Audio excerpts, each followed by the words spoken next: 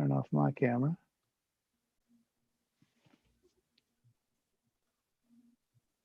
All right, everybody, welcome on this Monday afternoon, August 10th, I believe it is. Welcome to our conversations. I think we're going to have another really nice program. I appreciate y'all tuning in, and I hope that everyone who started back to work today had a good day, a good productive day, getting ready for what most, I think, of you are going to be doing your online virtual learning. So good luck with that. Before we get started, like last week, I'm going to ask you to mute yourselves, which it looks like everybody else has, and also to go ahead and disconnect your video. We are actually streaming this now on YouTube, and for our archives, with everyone's video turned off, it really makes for a very clean shot so that we can see just the speakers. So if you'll go ahead and mute your audio and video, that would be great for the archive that we're putting together. So John's gonna give us a link in the chat for a PD certificate for 1 hour of attendance, and it's really super easy to fill out. All you have to do is put your information in. I think you have to type in 2 different areas, and you'll get a certificate within minutes, actually. So he'll put that in the chat. I think it's great. It's very super easy. I appreciate, again, like I said last week, the outreach that we have gotten and the feedback that we got last week from our session. It's been really comforting for me, I know for a lot of other educators of color, to have people reach out with questions and support and just all kinds of things, because I think that that's how we're going to move forward as educators and as people, for that matter, in terms of, just kind of getting a better handle on this and what we do for our kids. So, please keep that up, because it is certainly appreciated and it's very much valued. Just a reminder that our overreaching goal is to share and to serve all of our students better. We're not here to call anybody out or make anybody feel bad or uncomfortable. We want to come up with strategies where we can address areas of concern better. And so I'm going to ask you to please remember that this is a very sensitive topic for a lot of people. I know that sometimes, even sharing with my own family, it's tough to have some of the conversations that we've had. But I think if we treat each other with respect and know that we're all looking at that big goal of reaching as many kids as we can, and teachers and administrators, in the most positive light that we can, then I think that we're going to be okay and we can move forward in a very positive way. There were a few questions about why we weren't addressing more ethnicities. When George and John first approached me about this, it was to be directed towards the African American community, which I tend to know better because I happen to be African American, if you didn't notice. But anyway, so there are plans, hopefully, if this goes well and we get a lot of good participation and we have some people that want to jump on board, hopefully there's going to be some other areas and other ethnicities that we can reach out to, which I think would be a wonderful thing. That was in our original conversation.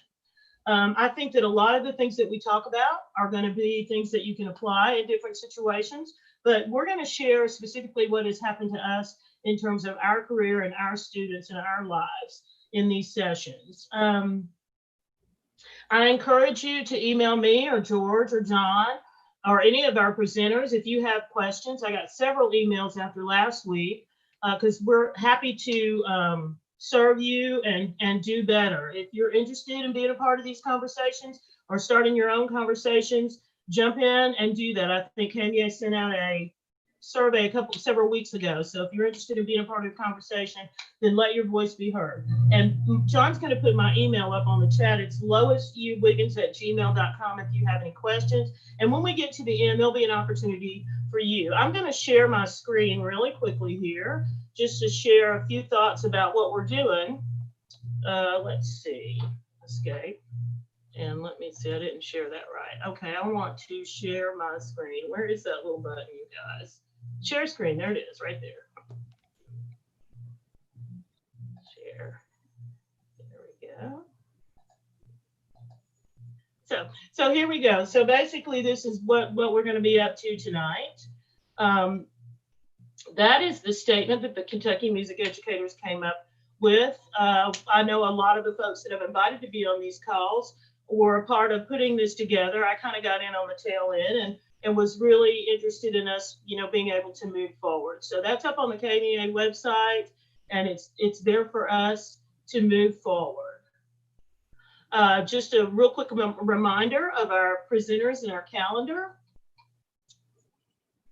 I have a special guest planned for next week that's going to help me, and I'll share that a little bit later in our discussion. But you can see that we've got a couple more of these coming, and I'm really looking forward to these conversations. Our session goals are to share our stories, give some insight into improving instruction in a way that will highlight the cultural diversity of our ensembles and classrooms, help to validate our teachers and students of color, recognize our role in opposing systematic racism, injustice, and oppression that exists in our society, and then strategies to increase cultural sensitivity. In each session, we'll start out with about 10 minutes of me yapping a little bit, just to give everybody the rundown, because I don't know who was here the last time and who's new to our sessions. Then we'll have about 30 minutes of guest commentary. We want to try to leave about 10 minutes at the end to get questions and comments from the attendees. We had some really good, really nice questions and insights last week, and I hope that those that are here on the session tonight will be willing to jump in. So just a reminder again, for those of you that might have joined us late, please mute your audio and video while you're here on the session, and then you can raise your hand or send a message via chat while the session's going on if you have questions or need something to be clarified. And then you can also, if you're watching via YouTube, and welcome to our YouTube watchers, you'll have the opportunity to ask live questions or submit them via the chat feature. So then you can, if you're not real comfortable with participating in the group chat, you can drop that menu down and you can send a question directly to me or to John if you would like. If you would rather not be on screen or rather not everybody see the question that you have. And then these questions will be recorded, and so you'll have access to those. So it's time to get to our guest. Two really great friends of mine that I've known Linda since she was a youngling, I'll call her, since she first started out. And then Chase and I have gotten to be friends over the last couple of years via CKYO. So I'm going to unshare my screen. And we would like to start out by having our guests give us a little talk about their background, where they're teaching now, what you're doing, where you grew up. So I'll start ladies first. Linda, go ahead and tell us a little bit about yourself. Well, again, my name is Linda Pulley. And again, Lois, thank you so much for this opportunity. Thank you, John, and thank you, George. I really appreciate that. Well, I've been the band director at Iroquois High School for 15 years, but in May, I've made a change, and now I am the new band director at No Middle School here in Louisville, Kentucky. I grew up in a small town called Morganfield, Kentucky, in Western Kentucky. It's not that far from Henderson and Evansville, Indiana. I'm the youngest out of 4 kids. I have 1 brother, 2 sisters. My sisters were in the arts. My brother did sports. I did sports as well. But we lived in a small town that was really not diverse. There was maybe only 3,000 people in the whole town of Morganfield. But you could tell, I didn't live in a neighborhood that was predominantly Black. It was white. But if you lived in Morganfield, you lived in the West End. So that's the experience that I had growing up. I lived in a white neighborhood, and all my other friends lived in a Black neighborhood. I joined my middle school band. My band director was Mickey Woodward and Terry Goodwin. And when Mickey left, Stephanie Scott Wallace became my high school band director in 1996. After graduating Union County High School in 99, I moved to Louisville, Kentucky to do my undergrad and master's in music education at U of L, and I've been here ever since. And you just started at No Middle School today, correct? Did you share Yes, that? I just started today, so I'm excited to be there. So new gig, yeah, good for you. Chase, tell us a little bit about yourself. Well, also, thank you again for asking me to do this. So I am currently in Lexington, Kentucky. I am the program director for CKYO's Elsa Stemma program called MusicWorks. I became the program director last fall, and I'm starting my second year. But before that, I was a teaching artist for the program 2 years before that. Um, and also, I've been teaching clarinet privately since 2009. So that's just been a constant over the years. I was born and raised in Stamford, Kentucky, also a small town. And there was also very little representation of um, other Black people in the community. I mean, to this day, I still have never had a teacher of color. Wow. Yeah, 30 years later, still haven't had a teacher of color.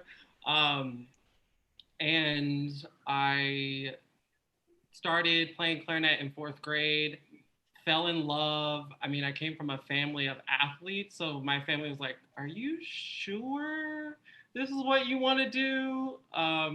The clarinet was the flute for about like 5 years until I was like, "No, this is the flute. This is the clarinet. It's not the same thing." um, and I started taking lessons my freshman year. Went to UK for my undergrad. Loved it. Absolutely amazing. Took a year off in 2014 after I graduated, and then got a call to be in a woodwind quintet at the University of Arizona. They were like, "Hey, we need a clarinet player.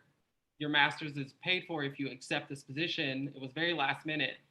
And I was like, well, it's either I continue serving or I go get a master's. So I packed up my life in Lexington and went to Arizona for 2 years, and then came back here and started working with CKYO and LPO for a little bit. Awesome, that's wonderful. So this could have easily been turned into a clarinet workshop.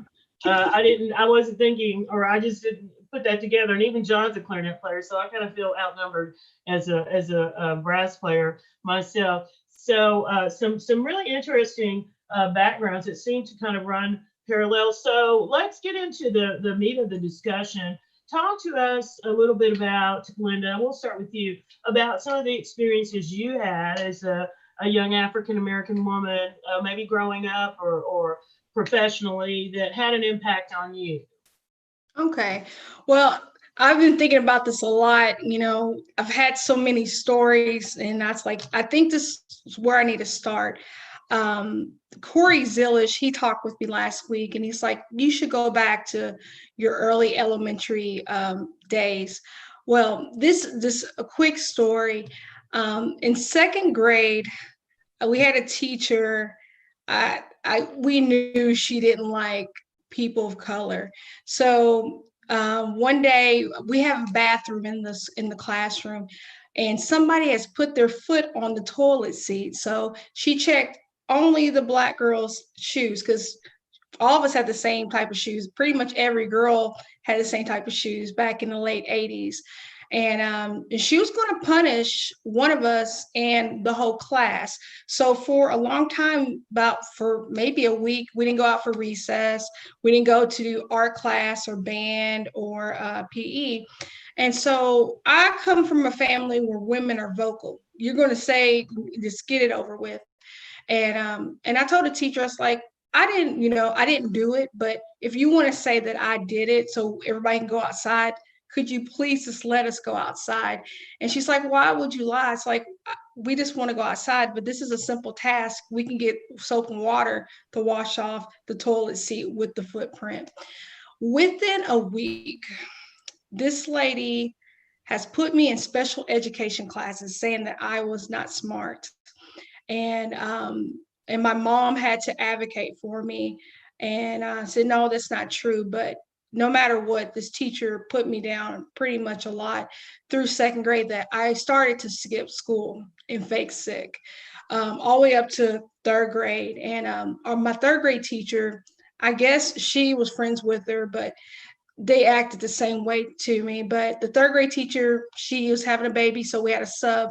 So I had my first minority teacher. She wasn't black, she was Hispanic, but she encouraged me and told me I could do anything because within these two teachers, I was just told I was a behavior problem, I was dumb, I couldn't do anything in life. I just wasn't going to be successful. But she told me I could. And because of what she said to me, from that moment all the way up to my last day of my senior year, I didn't miss a day of school. I was on the AB honor roll. She knew I really loved the arts, and she's like, "You should join band." So I signed up for band in middle school. Because of something that happened years ago, it carried with me in middle school. So the first day of middle school, I didn't see band on my schedule, and I know my parents registered me for band. And the teacher's like, "Well, you can't be in band." And I was like, "Why not?" She said, "It's because of your behavior in the past and what you did in the past." And I'm like, "Okay, I know what they're talking about." So I called my mom, and my mom, she's my biggest advocate for everything, and she got me into band class because of something that happened and standing up for the four black girls in that classroom. It affected my education all the way up to probably my junior year in high school. Just the little themes that kept going through is like, you can't do it, you're not going to be successful, you're not smart enough to go to college, you should get a factory job, and that's all you can do. And so I knew right then around my junior year, the only way that I'm going to get out of Union County, I needed to get a music scholarship. So I got one. I got a full ride and never came back. But it really hurt because as a child, if you're skipping class as a second grader because you know you're going to get made fun of by the teacher, I mean that says a lot. And and as an educator, I make sure, like for any kid, it doesn't matter what race, don't put a kid down. But that stuck with me for a very long time. Sure did. Sure did. That's really a very compelling story, and I think one of the things that floats through my mind when I have these conversations with friends, and Linda, you and I have had this conversation, and Chase as well, that number one, sometimes we have to really guard our expectations very carefully and make sure that the expectations we have for our kids aren't based on what they look like. That's and it's so easy to do that, or even for that matter how they act, because it's so easy, I think, to write off any child based on their behavior or the way they look. We have to be super super sensitive and careful to that, because thank goodness you had somebody that stepped into your life that helped you turn that around. But I can understand how something like that would follow you and make you very sensitive to that with other students. And those things, unfortunately they happen, and they still happen. So I appreciate you sharing that. So Chase, Thank you. what would you share with us? Well, this is sort of a little bit of two stories wrapped up in one, but in Stanford, when I started clarinet in fourth grade, um, all the way through up until I got my freshman year, like I would beg my mom to like take me to Lexington to Don Wilson and like get the next like method book so I could work in it myself and all this other stuff. Because like I knew that was what I wanted to do. I was like, this is fun. No one else is doing this. Like I felt like really special. And it was something tangible that I quickly learned that if I put effort into it, there's an outcome that I can feel proud about. Now, um, up until 2008, I had no representation of anyone in the field that looked like me doing what I was doing. And, it didn't really affect me because I grew up in an environment like that. Like, there weren't Black people in my classrooms. I didn't have a Black teacher. I didn't have a teacher of any color besides white. And, like, I just, as a kid in that environment, you sort of aren't aware of that you need that. And my mom tried really hard not to have that conversation with. She worked really hard to shelter me from that. But there was a moment when Anthony McGill, who's the principal clarinet player of the New York Phil, played at Obama's inauguration. I remember that day when I was in the living room and my mom was just, well, I was in my bedroom. My mom was in the living room and she yelled for me to come into the living room to look at the TV.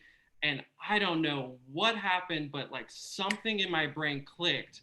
And I was like, oh my gosh, there's a man that looks like me doing what I want to do and is on TV and is like being celebrated for it. Like, that is, I had no idea that I even needed that in my life. Um, and like my mom's always told me to work really hard, and I think at that point is when she sat me down and was like, "You have to work 3 times as hard as everyone else in order to make this happen," because she knew she couldn't afford for me to go to college. She knew she couldn't help in financially, but like getting me from places to places and supporting me emotionally, she was there. She was my rock and my private clarinet instructor. But that was a pivotal point uh, when I realized representation in this field is so important. To Yeah. just think, like I ask people so many times, just imagine putting yourself in someone's shoes when they, through their whole career in a field, see no one that looks like them, but it's told like you have to work 3 times as hard as everyone else to make it in the field. Um, so yeah, Obama's inauguration was a pivotal point in sitting in my living room and just seeing someone that looked like me doing what I wanted to do. That was a monumental point for me. I've talked about that quite a bit with several people, and I think I alluded to it just a little bit last week. But I think I saw my sister. I got to see my sister play, and I wanted to be like her so bad. And so that really kind of drove me. But as I've gone through my career and been in college, it's been really, it is very heartwarming to get to see somebody who does look like me. And I think I really think that's very important for our kids to see that. And I know it's a challenge for a lot of folks, and it can be a big challenge in Kentucky because we're just not always, we're just not a very diverse state at times. So we have to really work hard to make sure that we're providing some authentic experiences that mirror what our classes look like.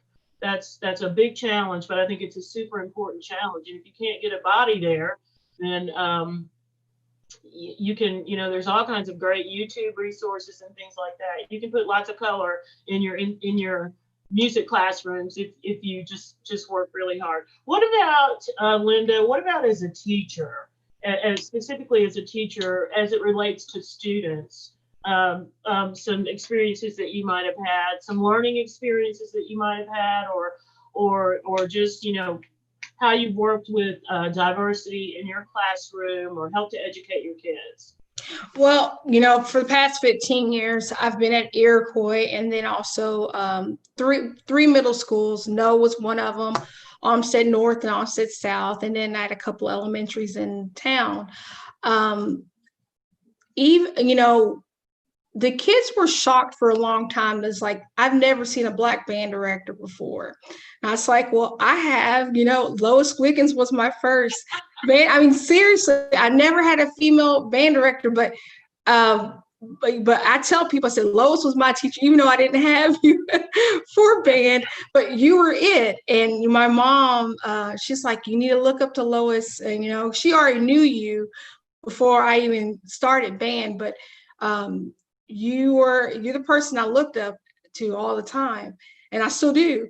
And so a lot of the kids that I was teaching were majority African American. So when they saw me, they're like, "You sound white. You must be this and this and that." And I'm like, "Look, music is for everybody. You can't just look what's here. You need to look. You need to feel what's in here with music." And I had to teach that a lot at Iroquois my the first 5 years.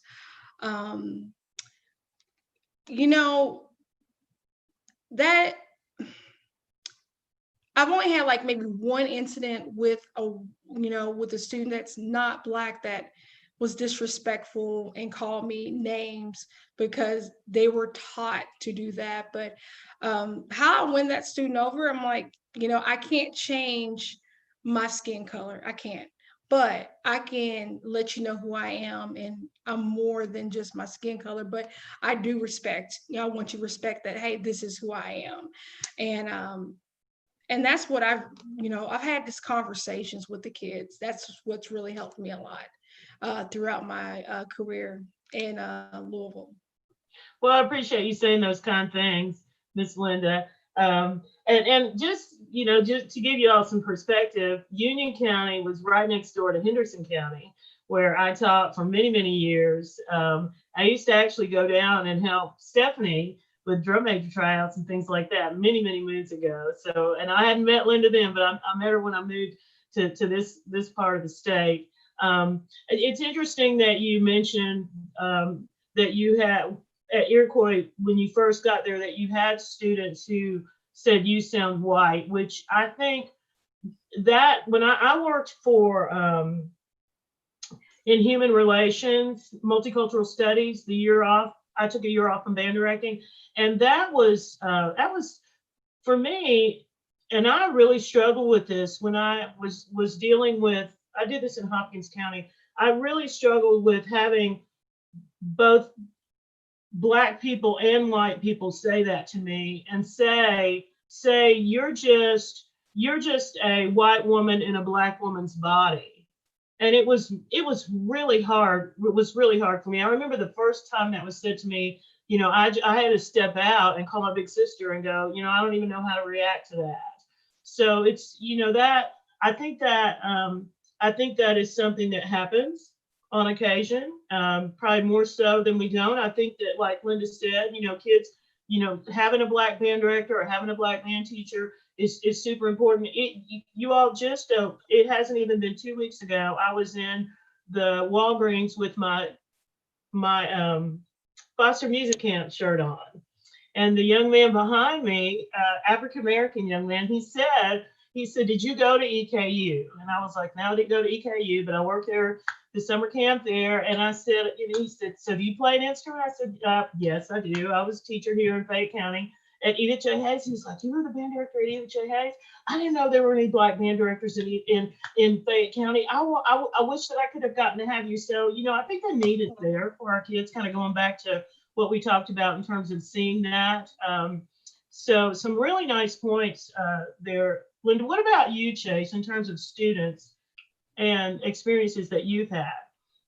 Um, well, I first of all, I want to touch on what you all are saying about people saying that you sound white. Like, I've definitely got that as well, and it's so dismissive of like the Black experience. Like you are already putting me in a category by making a box, by making a statement like that, and I think that has to be eliminated. We have to stop that. But some experiences that I've had teaching. No, I haven't not had a public school teaching job. But when I got the job with CKYO with Music Works, um, that was the first time I think that not the first, but it was the most diverse group of kids that I had taught, because I was just like, whoa. Now it's an all string program. There are no wins. So there was a learning curve of learning violin and viola and cello. But it's mostly Hispanic students. And then Hispanic students, and then African American. And then the minority in this program is actually white kids. Um, and the kids are young enough that they don't sort of realize that, because we cater from second grade all the way to middle school, and they're all in one class for 8 hours a week for 32 weeks. So um, but as a teacher, I'm sitting here thinking like, wow, like I could not have imagined having something like this when I was a kid.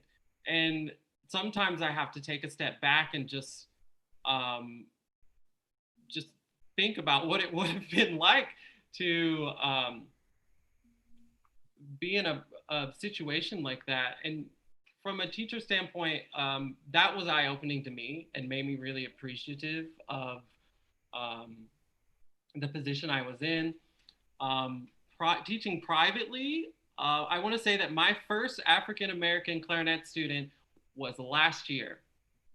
If I started teaching privately in 2009, and the first student that I had that was Black that did private lessons was last year, and the relationship with her and her mom and I, and just like talking about music, it's really refreshing. And there is that conversation that I helped the student's mom. We talked about like how you have to approach clarinet and music a little bit differently in regards to being successful, right? Um, and yeah, that was a pivotal point. I think negative things that have maybe happened to me growing up. I try to brush under the rug and not get too caught up on, because it can be somewhat depressing at times. But yeah, I guess that answers it. I don't want I don't want to like. Yeah, that's okay. And if you think of something that you want to share as we move along, that's good. So my next question is, where do we go from here? And some of you guys both have touched on that a little bit in terms of some specific strategies for moving forward in terms of recognizing and celebrating, I guess, the diversity that you see in your room. Not and I'm not talking specifically about African American kids. I'm talking about just the big scope of things. What do you do to help make all of your kids feel valued? Because based on the history of music and some of our textbooks that we're using, they're getting better and more diverse. But what are you thinking, we can do as music educators to help celebrate the diversity that we see in our rooms and help educate our kids to that? Chase, Whoever wants to start, anybody, I'll let you guys pick. For me, I think that you just have to accept people for who they are. And that's what I've always done with the kiddos I've taught at Iroquois. I tell them who I am, how I grew up.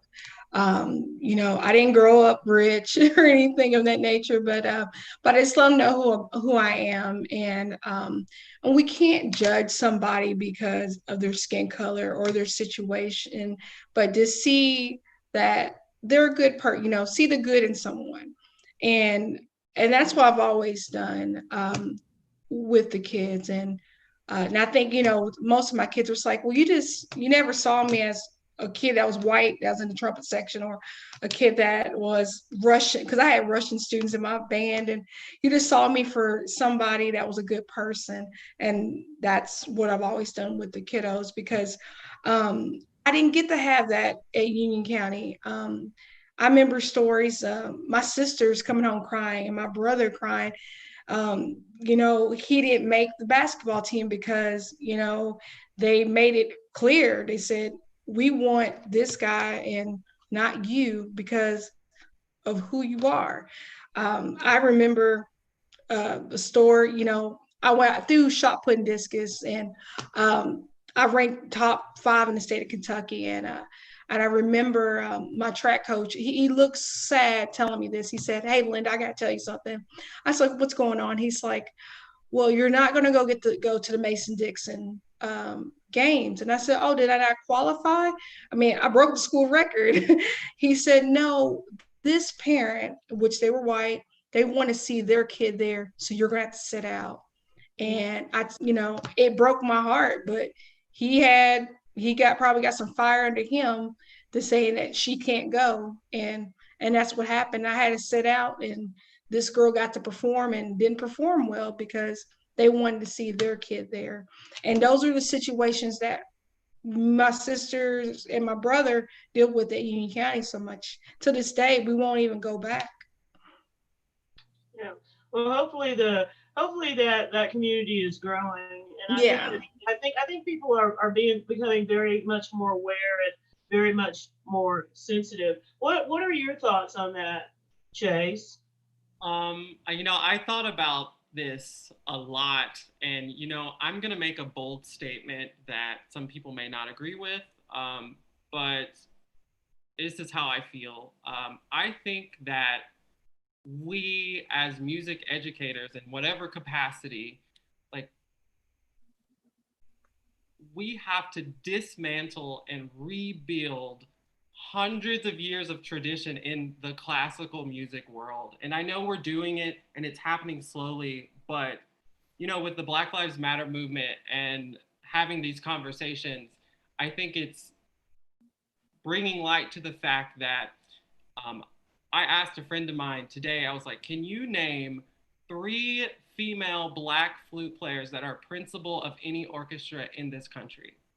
Can you name 5 principal clarinet players that are of Black in any orchestra in this country? And there's not any representation.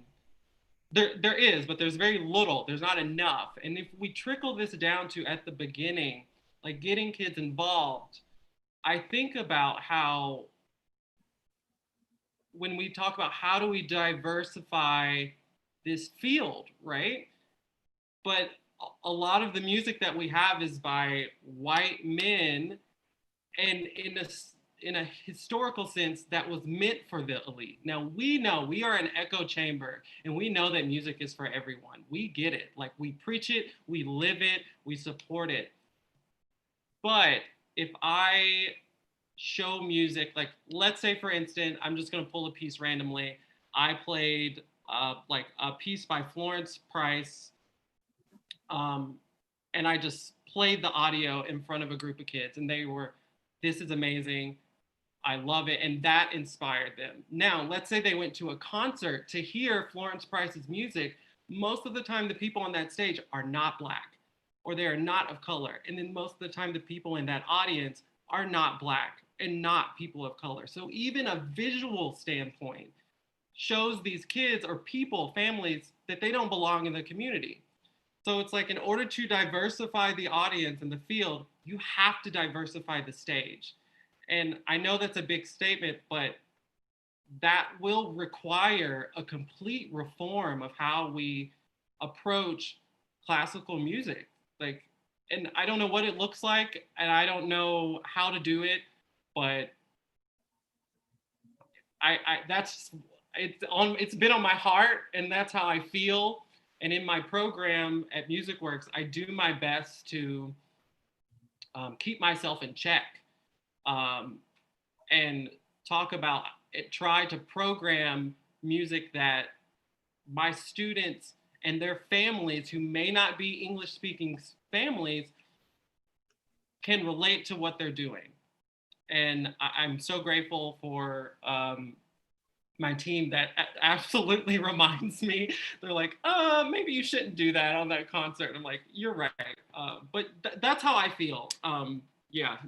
That's a very good point, though, because we, our training, our schooling, what we've gone through in terms of, I know for my generation anyway. I mean, there was just not a whole lot of information given to me. What information I got on composers of color or Black musicians or Black artists, was a lot, except in jazz, of course, was what I came up with or saw incidentally on my own. So, and that is that's a big bold statement, Chase, and I appreciate you making it. And it is going to take a lot of work from a lot of folks to really, just open our eyes and open our ears to make what we present to our kids more diverse. It really is, and particularly with us being a surface culture, if you will, in music. A lot of folks who study diversity and things like that will call food and music, that's just a surface culture, but that's what we do. So we have to make it as enriched as we possibly can in terms of what we present. So specifically from last week, how would you all go about? And I know, Chase, most of the MusicWorks kids, so you have a big group. But Linda, I'm going to point this one at you first. How would you facilitate conversations about race and social justice within your music classroom? Have you had any experience with that? Have you thought about that? I didn't know yet, but I know at Iroquois, I had a little bit to talk about that because most of the time when I took the ensemble out to perform, um, a lot of times people just stare. I'm just like, man, it's a whole bunch of Black kids there. Like, what are you doing? I'm like, it's like you can't just say it's just a whole bunch of Black kids playing music. It's kids that are playing music, and they learned in that situation that they're being looked at because of their skin color, and they saw a real world situation where they might have not seen that before. And my biggest thing at Iroquois was getting them out in the community and see what's going on in the community in Louisville, in Kentucky. That everybody's not going to see you the same way that I see you, and sometimes you have to make adjustments, and sometimes you're going to have to stand up for yourself, and that's what the biggest thing is: standing up for yourself, letting them know that you are welcome there, and you are important, and you matter. That's I remember, if I can remember the point that I was going to make. You were talking about just your kids being out there and being recognized. You can also equate that with gender as well. Just expectations in terms of gender, because I know I was a trumpet player. For those of that you don't know, I was lead trumpet in the jazz band at Northwest High School, class of '79. And that was my thing. And I can't tell you how many people came up to me and said, I didn't know little girls could play the trumpet. So you can, very important to let people see what our kiddos can do. Chase, what would you add to that conversation?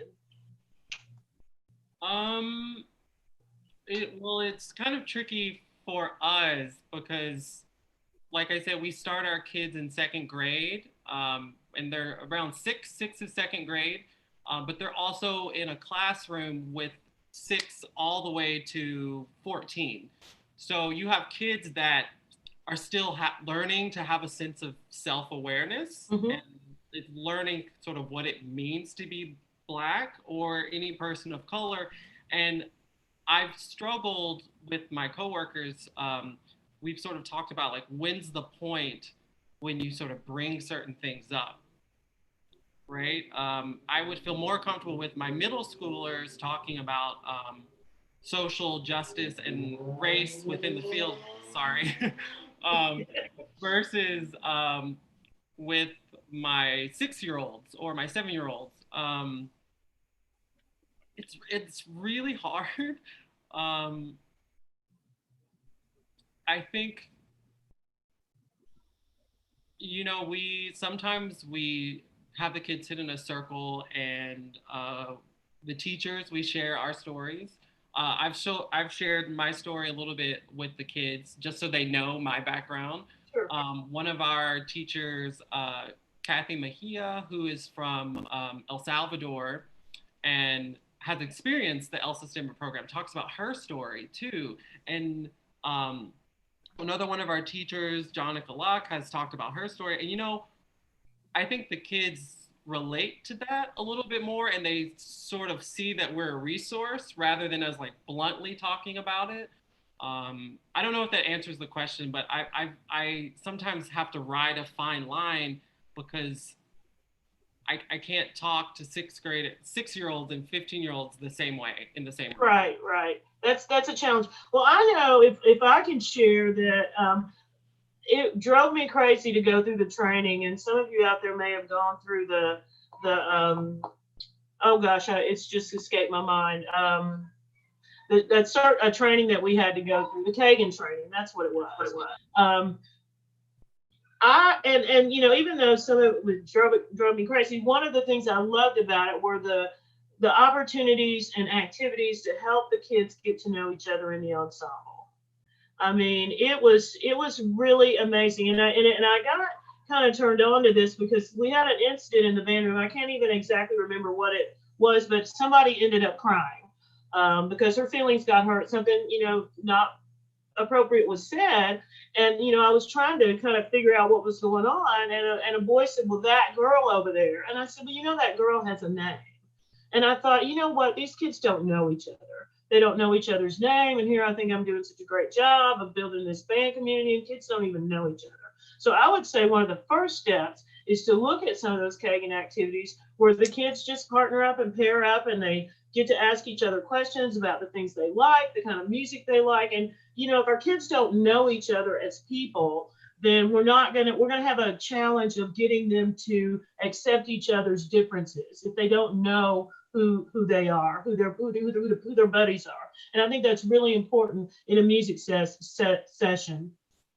But some of the activities in terms of Kagan are really wonderful. And I think that, and I'd be happy to share particularly the icebreaker activities that we have to do. So last week we talked a little bit about getting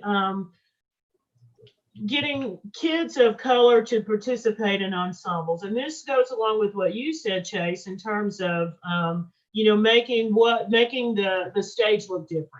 So how are we as educators to encourage more diversity in our ensembles? If one of you wants to go first, it's okay with me. So yeah, I will go first if that's okay, Linda. That's fine.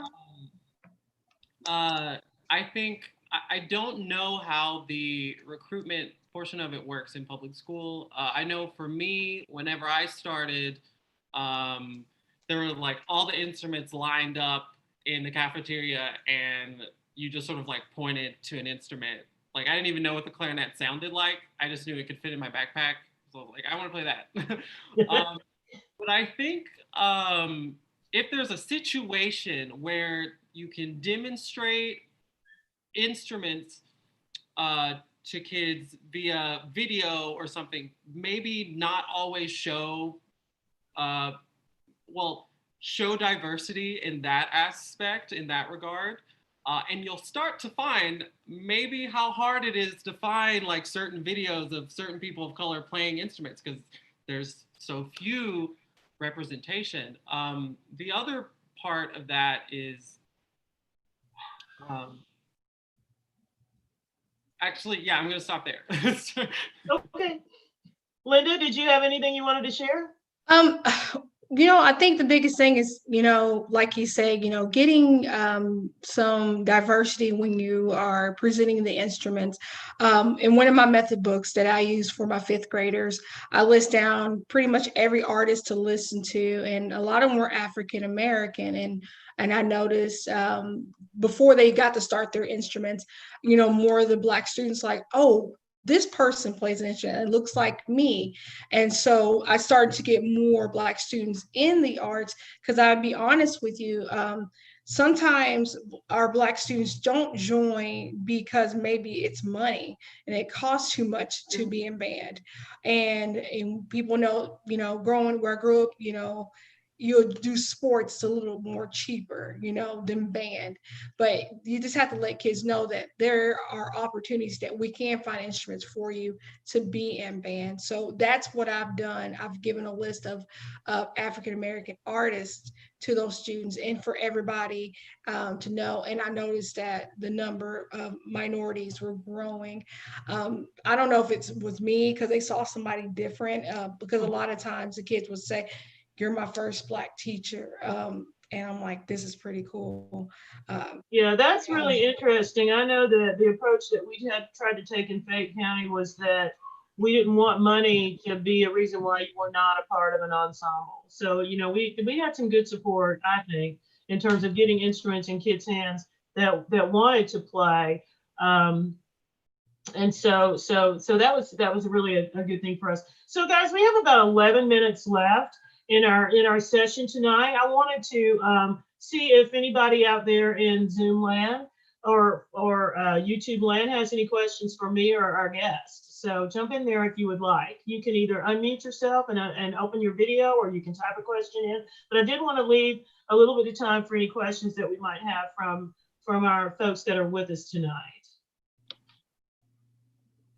Okay, you can just unmute yourself, but we'll keep talking. And if you do have something that you want to ask about or share, then please, you know, type a message or type us a question or unmute yourself and turn your video on so that we can see you. Is there anything else that you guys that I didn't address tonight that you would like to share in terms of are you waving at me, Ted? I'm looking at everyone. Actually, yeah, there was a little story that I wanted to add, if that's okay. Go ahead, yeah. I'll make it fast. Going back to, so if you haven't caught on yet, Anthony McGill's like my idol. I adore this man. I love him.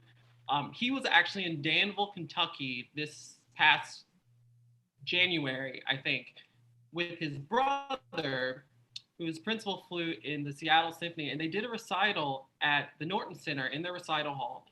And you know, when I went there and went to that recital, I was floored at the fact that there were so many, like, an unbelievable amount of people of color in that audience. And it sort of like dawned on me to see it in action of like, oh wow, if you change the stage, the audience the audience changes. Like, and I've sat in on so many meetings with people of just like, how do we diversify our audience? And I know I'm reiterating myself, but that was just really eye-opening experience. I like the way you say change the stage. I really I like that. That's really kind of stuck with me because I think you're right about that. Well, how about you, Linda? Anything that you want to share or I know we've talked about, how we can do more for our students, but I think part of it's what we can do more for our minority teachers in our field. Um, at times, I didn't feel like I was in the group. I felt like I always had to prove myself 10 times more than someone else. And a lot of times I was like, I don't know, maybe they're looking at my skin color. I don't know. But um, we need to work as a community as musicians, teachers, that as one that we're trying to build great music education in our state. And so when we have divides and we're judging others, it's not going to make us all be together as one. So we need to accept each other and work well together. And I don't exclude people, include people. That's good. So John has asked Linda, I don't know if you can see the chat, but he says he's intrigued by your account that you would tell your students about yourself. What kind of questions did the kids respond with? Oh, like what questions did they ask about myself? Yeah, I think that's what he's saying. Okay. A lot of them, the biggest question is like, why did you want to be a band director? And you only had like one example. And I told them the story. It's really quick, but seventh grade, this young lady, I was a seventh grade, she was an eighth grader, and Mr. Woodward and Goodwin's like, we need you to play the eighth grade band because we need an extra clarinet player for festival. And I was like, sure. And I played the part, and a young lady sitting by me, her name's Lisa. I never forgot her name. But Lisa's like, Linda, you're really good. I was like, I am. She's like, you can get a scholarship doing band. I said, spell scholarship for me. I'm serious. And she's like, you're doing a really good job. And you can make money being a band director and helping people. And I was sold. And so the next day I just went home. Like, next day I was telling my mom, I was like, hey, I am going to be a band director. I'm going to do what Mr. Woodward's doing and what Lois Wiggins doing. And I just want to do it. And she's like, well, that'd be great because there's not a lot of Black people that are doing this as a profession. And maybe you can make a change for someone. But that's the question that's like, they always ask me, like, why did you become a band director? Yeah, I do a thing. I do it usually when I'm doing honor bands because I don't think I ever did it with my actual students that I was teaching every day, but I always give them the opportunity to ask curious questions. And I tell them, I have the right to not answer your question if I don't think it's appropriate. But yeah, that's the first thing they always ask is, why did you start being a band director? And, what your favorite color is. And then I tell them that that's a lame question. Come up with something good. So yeah, that's a good icebreaker for your kids. And you can do that in a way that that is appropriate for young people because they'll ask you anything, as you all know very well. They will ask you anything. So, but I do think it's good. good to share those sorts of things. And so I just see that John has put up the link for the certificate form for tonight. And it is, like I said, it's super, super easy to fill out. You just click on it and you put it, I think you have to put in two things, and within 5 minutes, you'll have a certificate delivered to your inbox. So it's looking like we have a quiet audience tonight. And I was kind of hoping that some more folks would jump in. I do appreciate Audrey giving a little thumbs up to Kagan, because there are some super activities in terms of icebreakers for your kids to get to know each other, that you can get through that. And I think that one of the Kagan strategies also is to, and you can make it work for the music classroom. You really have to work at it. But I think it's very important and valuable time well spent. But one of the Kagan strategies that's really very much used is you pairing your students up yourself and not letting your students pair themselves or group themselves, because you can, kids are going to go to the people that they know, just like we, when we have to go to PD sessions. How many of you went and sat with all your friends, and then you got mad because they made you get up and move around the room and not sit with your friends in the building? So, there's some really, really nice things to do. And you can group kids in so many different ways that that I think is helpful to them. Like I said earlier, getting to know each other, but and appreciate each other, their likes and things like that. And Audrey's has shared that there's a great icebreaker book of quotes and things like that, and a lot of it is available online as well. I want to say that I got some things that I used on my iPad and put up on the big screen in the room that worked very well. Well, we're getting very close to the end of our time together. I didn't get to talk about what to read tonight. So do you have anything, Chase? I do. I came with the book right beside my computer. Awesome. So my suggestion for everyone is a book called Building Communities, Not Audiences. I actually run a book club on this, and we've had like 3 sessions already. But if you pick up this book on Amazon, and it's by Doug Borwick, and it just talks about how, as a community of arts, in order for us to serve the community, whatever community that you're in, you have to be knowledgeable about what the community needs. Therefore, that governs what type of art you create. And it's a lot of nonprofit jargon, but I love it. I highly recommend it. I think there's great. There's a question, and Tim, I see you're talking to everybody. Is there any way I can get you to jump on and share that? Tim's like, no. Sure, there yeah. It is. Awesome. I know. I wrote a novel and a half there. Hey, I was just saying that I'm a white guy. I grew up in the hills of East Tennessee and went to public school. And my diversity background quite different from what you two shared. I started out in 3rd grade. My first music teacher was a retired Black woman that had taught schools in the area. And so from a music teacher standpoint, that was my beginning. And throughout my growing up, I've just had men and women of different colors and nationalities, different languages. I've had friends of that same mix, and then as well as people that I've worked for and people I've co-worked with throughout my career. So I've been very blessed in that sense, that I have had a variety of culture around me. And I hate to hear your story, that y'all were robbed of that growing up, because I consider myself blessed in that. But with that, I was saying that I've realized, I've been teaching now in school for a little over 14 years.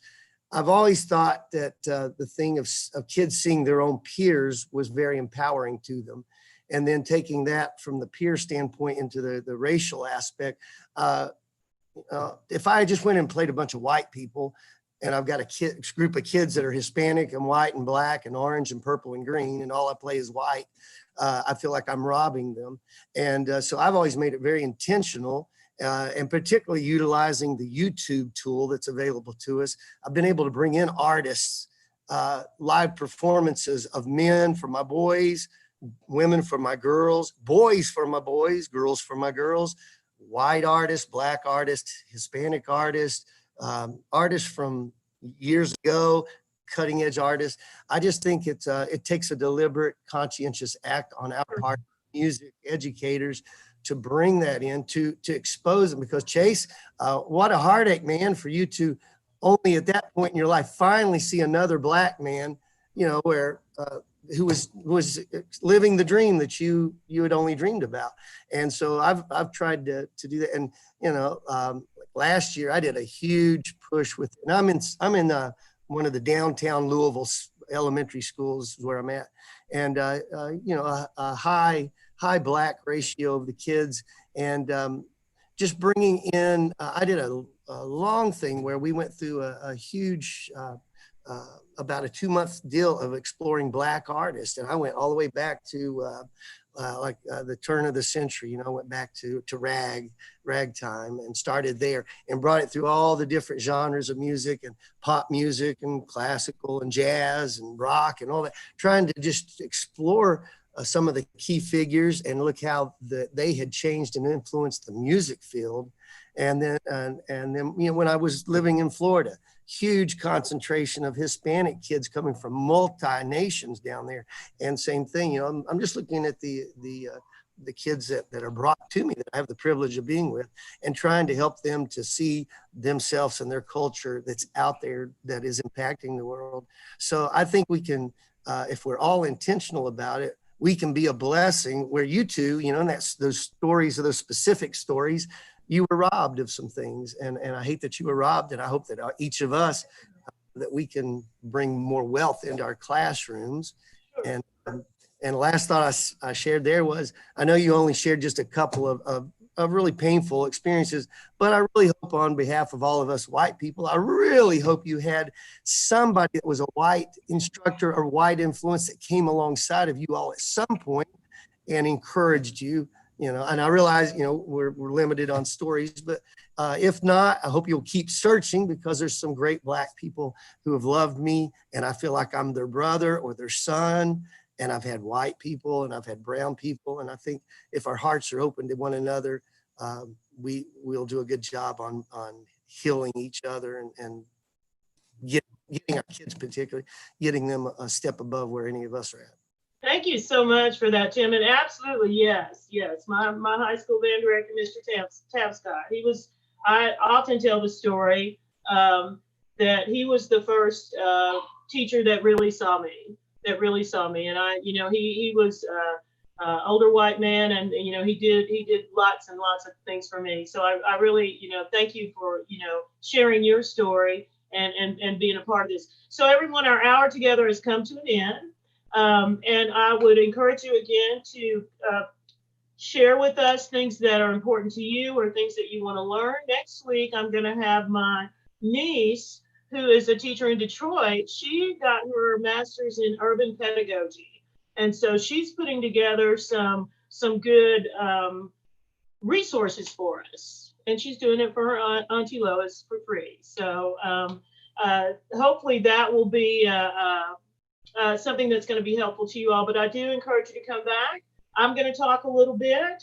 We're going to have Michael Stone from Bourbon County. I think I got that right. I hope I didn't mess Michael's name up. Did I do that right? Yes. He's going to be with us, and myself, and I said just a little, like I said, a little bit from my niece is going to share some resources with us. So please be in touch, and I hope that you enjoyed the session. Thank you again, Chase and Linda, for sharing your thank you. Tonight. And thank John, you so much for getting all this put together. So we'll see you guys hopefully next week. And I hope you guys have a great rest of the night. Take care. Bye-bye. Thank you. Chase and Linda, if you'll stay with me for just a second. Oh, yeah. All right. Oh, Brittany, I love you. Bye, Brittany.